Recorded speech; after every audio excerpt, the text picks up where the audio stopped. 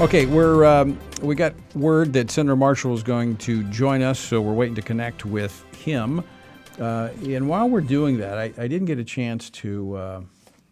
You've heard these before, but they're going to be coming up again as the Democrats focused in on the emotional aspects of this, playing these clips of what happened on January the 6th.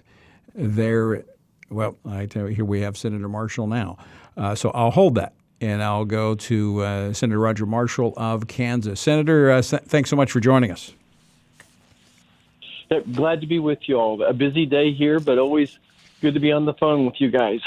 Well, I know the Senate just voted 56-44 to proceed, saying that the impeachment is constitutional. Any surprises today? Well, we lost one more person today.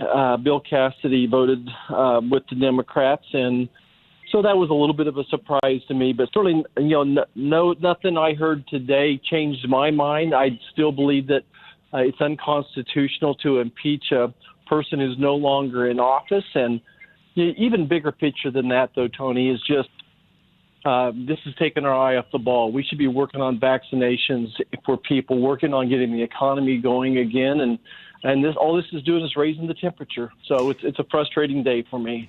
But Senator, if there was illegal activity and there was really evidence to suggest that someone incited a riot, I think you would probably be inclined to say we need to address it. But I've not seen anything. I heard the president's speech. I was appalled at what I saw happen at the Capitol.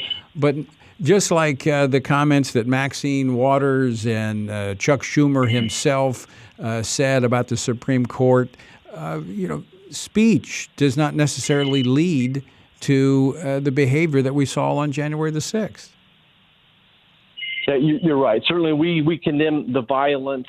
And if there was anything that President Trump did to incite that, they could do that. They could prosecute that through as a private citizen in a criminal court. But obviously, there's nothing there to prosecute. Right. Otherwise, we'd have attorney generals jumping in there. So I think that this is obviously political grandeur and grandstanding is the word I'm looking for. Political grandstanding and trying to continue to throw darts at their enemy. The hatred for President Trump just still exists. It's still front and center, and it's really impeding our country from recovering from this COVID virus. So, Senator, what's on tap for tomorrow? What will take place tomorrow in the Senate? Yeah, so the House prosecutors have 2 days to give us their case, to go into more detail, to try to prove the things that they said today, to try to prove that it's constitutional and to try to prove that the President Trump's words were what incited that crowd. And they want to prove that President Trump is responsible for that riot. 2 days of that, and then President Trump's team gets 2 days to defend it. And unless I'm surprised, we may be wrapping up on Saturday now. Very good.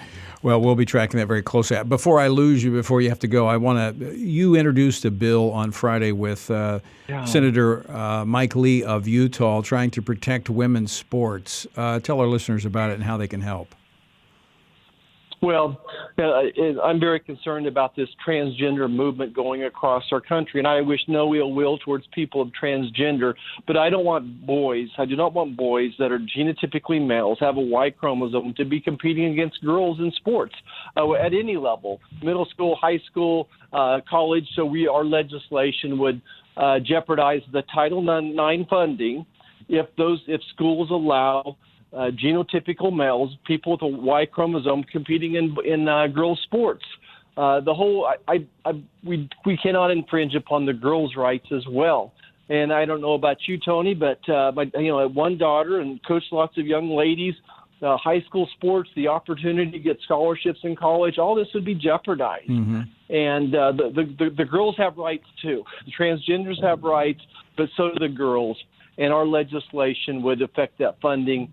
And I really think for folks to reach out to their own congressman, their own senator, and tell them to stand up for ladies' rights as well.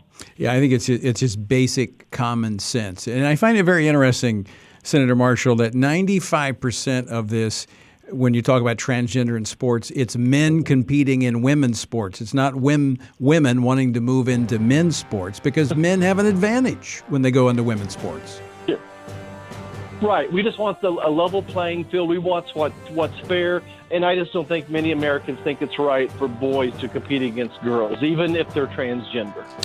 It's that simple. I would agree. Common sense, something that seems to be escaping our nation today. Senator, thanks so much for being with us. Okay. You bet, Tony. Thanks for the chance. Have a great day. You too. Senator Roger Marshall from Kansas.